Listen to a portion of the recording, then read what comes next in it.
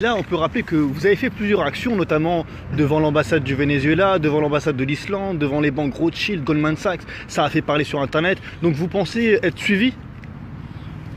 Bah évidemment, à partir du moment où tu touches le pouvoir profond. Quand tu t'attaques pas à la petite taxe du carburant. Quand tu t'attaques pas à la simple revendication sociale. Ce qu'ont fait les syndicats pendant une centaine d'années, ça n'a rien donné. Nous, en s'attaquant au pouvoir profond, c'est un message qu'on passe à l'oligarchie.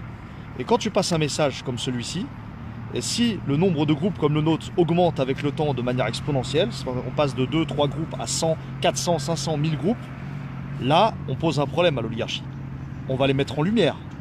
Parce que quand vous regardez nos actions, on balance du dossier.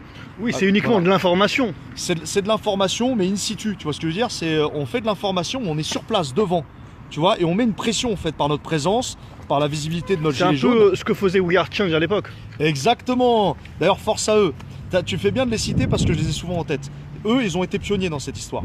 De confronter les gens, confronter un Nathalie, un Alain Minc, un BHL, un Hollande à l'époque, ce qu'ils ont fait, et montrer et balancer du dossier en même temps dans la confrontation avec eux. C'est ça qu'il faut, les amis.